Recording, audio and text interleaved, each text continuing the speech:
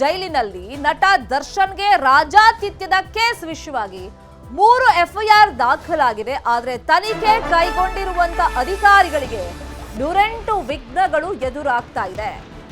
3 ಕೇಸ್ಗಳನ್ನ ತನಿಖೆಯನ್ನ ಮಾಡ್ತಿರುವಂತ ಅಧಿಕಾರಿಗಳಿಗೆ ಆ ತನಿಖೆ ಪೂರ್ಣ ಆಗಬೇಕು, ಚಾರ್ಜ್ ಶೀಟ್ ನಲ್ಲಿ ಆ ವರದಿಯನ್ನ ಉಲ್ಲೇಖ ಮಾಡಬೇಕು ಅಂತಂದ್ರೆ ಲೆಡ್ಜರ್ ಬಗ್ಗೆ ಮಾಹಿತಿ ಬೇಕಾಗುತ್ತೆ. ಯಾರೆಲ್ಲ ವಿಸಿಟರ್ಸ್ ಬಂದಿದ್ರು, ಭೇಟಿ ಮಾಡಿದ್ರು, ಯಾವ್ಯಾವತ್ತು ಬಂದಿದ್ರು, ಈ ಎಲ್ಲ ದಾಖಲೆಗಳು ಬೇಕಾಗುತ್ತೆ.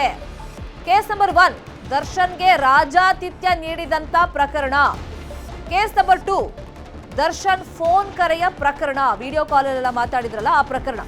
ಕೇಸ್ ನಂಬರ್ 3 ಸಿಬ್ಬಂದಿ ಕರ್ತವ್ಯ ಲೋಪದ ಆರೋಪ. 2 ಎಫ್ಐಆರ್ ದರ್ಶನ್ ಮೇಲಾದ್ರೆ 3ನೇ ಕೇಸ್ ಎಫ್ಐಆರ್ ಆಗಿರೋದು ಸಿಬ್ಬಂದಿ ಕರ್ತವ್ಯ ಲೋಪ ಪ್ರಕರಣದಲ್ಲಿ.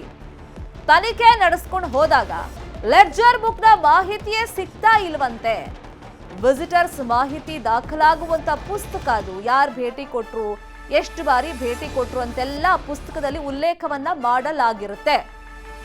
ತನಿಖೆಗೆ ಬಹಳಷ್ಟು ಪ್ರಮುಖ ಸಾಕ್ಷಿಗಳನ್ನ ಇದು ಒದಗಿಸ್ತಾ ಹೋಗುತ್ತೆ. ಆದ್ರೆ ತನಿಖೆಗೆ ಪ್ರಮುಖ ಆಗಿರುವಂತ ಆ ಲೆಡ್ಜರೇ ದಾಖಲೆ ಕಾಣಿಸ್ತಾ ಇಲ್ಲ.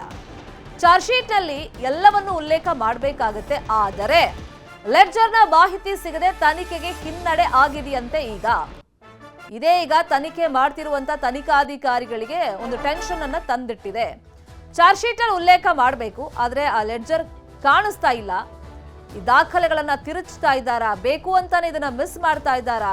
ದರ್ಶನ್ಗೋಸ್ಕರನೇ ಕೆಲವೊಂದು ನಿಯಮಗಳನ್ನ ಪರಪ್ಪನ ಅಗ್ರಹಾರದಲ್ಲಿ ಜೈಲಿನ ಅಧಿಕಾರಿಗಳು, ಅಲ್ಲಿನ ಸಿಬ್ಬಂದಿ ಗಾಳಿಗೆ ತೂರಿದ್ರ ಅಂತೇಳಿ ಸಹಜವಾಗೇ ಒಂದಿಷ್ಟು ಅನುಮಾನಗಳು ಇದೀಗ ವ್ಯಕ್ತವಾಗ್ತಾ ಇದೆ. ಇನ್ನು ಪರಪ್ಪನ ಅಗ್ರಹಾರದಲ್ಲಿ ಒಂದಿಷ್ಟು ಕ್ರಮಗಳನ್ನು ಈ ಹಿಂದಿನಿಂದಲೂ ಕೈಗೊಳ್ತಾ ಇದ್ದಾರೆ.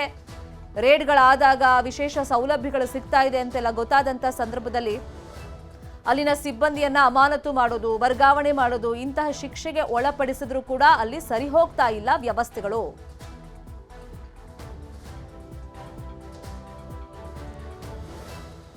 ಇದೇ ವಿಚಾರವಾಗಿ ಇನ್ನಷ್ಟು ಡೀಟೇಲ್ ಆಗಿ ಇನ್ಫಾರ್ಮೇಶನ್ ಅನ್ನ ಕೊಡ್ತಾ ಹೋಗೋದಕ್ಕೆ ನೇರ ಸಂಪರ್ಕದಲ್ಲಿ ಕನೆಕ್ಟ್ ಆಗಿದ್ದಾರೆ ನಮ್ಮ ರಿಪೋರ್ಟರ್ ಮುನಿರಾಜು.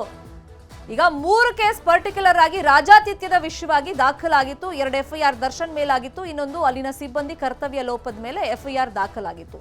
ಆ ತನಿಖೆ ಎಲ್ಲಿ ತನಕ ಬಂದಿದೆ? ಕೆಲವೊಂದು ದಾಖಲೆಗಳೀಗ ಮಿಸ್ಸಿಂಗ್ ಇರೋದ್ರಿಂದ ಚಾರ್ಜ್ ಶೀಟ್ ಯಾವಾಗ ಸಲ್ಲಿಕೆ ಆಗುತ್ತೆ, ಯಾವ ತರ ಪ್ರಿಪೇರ್ ಮಾಡ್ತಾ ಇದ್ದಾರೆ, ತನಿಖೆ ಹಾದಿ ಬಗ್ಗೆ ಹೇಳ್ತಾ ಹೋಗೋದು.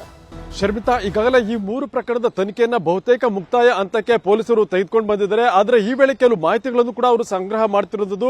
ಪ್ರಮುಖವಾಗಿ ಜೈಲಿನ ಒಂದು ಲೆಡ್ಜರ್ ಬುಕ್ ಏನಿದೆ, ಅದರಲ್ಲಿ ಎಷ್ಟು ಜನ ವಿಸಿಟರ್ಸ್ ಭೇಟಿಯಾಗಿದ್ದಾರೆ, ಮತ್ತೆ ಯಾವ್ಯಾವ ಸಂದರ್ಭದಲ್ಲಿ, ಮತ್ತೆ ವಾರಕ್ಕೆ ಎಷ್ಟು ಬಾರಿ ಭೇಟಿಯಾಗಿದ್ದಾರೆ ಅನ್ನೋ ಕೆಲವು ಮಾಹಿತಿಗಳನ್ನು ಕೂಡ ಪೊಲೀಸರು ಕೇಳಿದ್ದಾರೆ.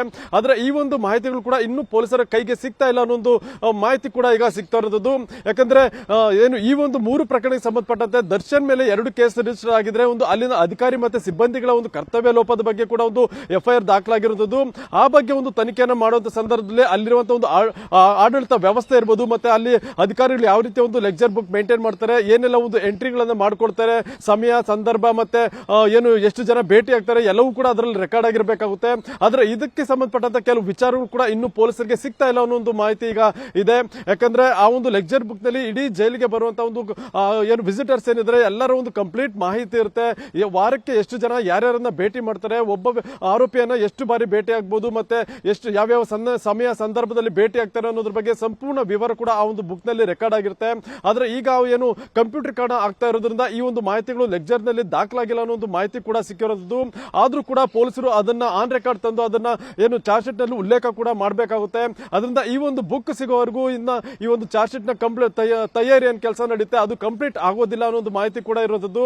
ಅದರಿಂದ ಆದಷ್ಟು ಬೇಗ ಆ ಒಂದು ಬುಕ್ ನಲ್ಲಿರುವಂತಹ ಒಂದು ಏನು ಲೆಕ್ಚರ್ ಬುಕ್ ನಲ್ಲಿ ಎಂಟ್ರಿ ಮತ್ತೆ ಎಕ್ಸಿಟ್ ಏನಿರುತ್ತೆ ಆ ಒಂದು ಸಮಯ ಮತ್ತೆ ವ್ಯಕ್ತಿಗಳ ಬಗ್ಗೆ ವಿವರವನ್ನ ಕಲೆಕ್ಟ್ ಮಾಡಿ ಅದನ್ನ ಚಾರ್ಜ್ ಶೀಟ್ ನಲ್ಲಿ ಉಲ್ಲೇಖ ಮಾಡೋದಕ್ಕೂ ಕೂಡ ಈಗ ಸಿದ್ಧತೆಯನ್ನ ಮಾಡಿದ್ದಾರೆ. ಆ ಒಂದು ಬುಕ್ ಸಿಕ್ಕಿದ ನಂತರ ಇಡೀ ಚಾರ್ಜ್ ಶೀಟ್ ಅನ್ನ ತನಿಖೆಯನ್ನ ಪೂರ್ಣಗೊಳಿಸಿ ನಂತರ ನ್ಯಾಯಾಲಯಕ್ಕೆ ದರ್ಶನ್ ಸೇರಿದಂತೆ ಉಳಿದ ಎಲ್ಲ ಆರೋಪಿಗಳ ಮೇಲೆ ಒಂದು ಚಾರ್ಜ್ ಶೀಟ್ ಅನ್ನು ಫೈಲ್ ಮಾಡೋದಕ್ಕೆ ಪೊಲೀಸರು ಸಿಗದೆ ಹೋದ್ರೆ, ದಾಖಲೆಗಳು ಸಿಗದೆ ಹೋದ್ರೆ, ನೀವು ಹೇಳ್ದಂಗೆ ಈಗ ಡಿಜಿಟಲ್ ಯುಗ, ಹಾಗಾಗಿ ಸಿಸ್ಟಮ್ ಅಲ್ಲಿ ಅದನ್ನ ಅಪ್ಡೇಟ್ ಮಾಡಿರ್ಬೋದೇನೋ ಗೊತ್ತಿಲ್ಲ. ಸೊ ಅದನ್ನ ಯಾವ ತರ ಈಗ ಸಾಕ್ಷಿ ಅಂತ ಪರಿಗಣಿಸಲಾಗುತ್ತೆ. ಲೆಡ್ಜರ್ ಬುಕ್ ಸಿಗದೆ ಹೋದ್ರೆ ಸಿಬ್ಬಂದಿ ಮೇಲೆ ಮತ್ತೊಂದು ಆರೋಪ ಬಂದಂಗಾಗುತ್ತೆ.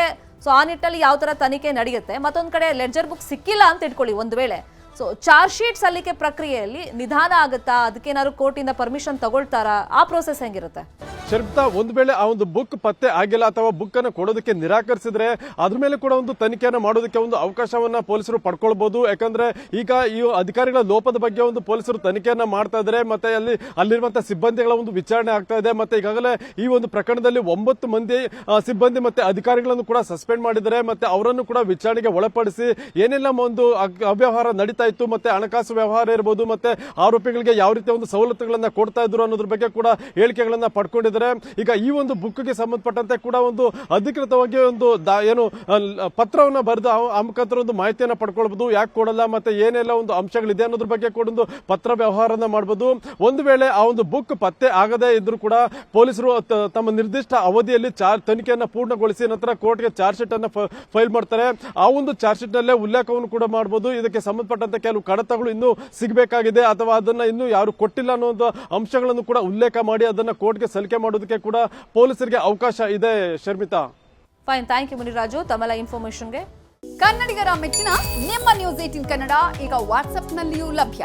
ಕರ್ನಾಟಕ ಮತ್ತು ದೇಶ ವಿದೇಶದ 360 ಡಿಗ್ರಿ ಸುದ್ದಿ ವಿವರವನ್ನ ನೀವು ನಿಮ್ಮ ಕೈ ಬೆರಳುಗಳಲ್ಲಿಯೇ ಪಡೆಯೋದಿಕ್ಕೆ ಈ QR ಕೋಡ್ ಅನ್ನ ಸ್ಕ್ಯಾನ್ ಮಾಡಿ. ನಮ್ಮ ಚಾನೆಲ್ ಅನ್ನ ಫಾಲೋ ಮಾಡಿ, ನೋಟಿಫಿಕೇಶನ್ ಆನ್ ಮಾಡಿ.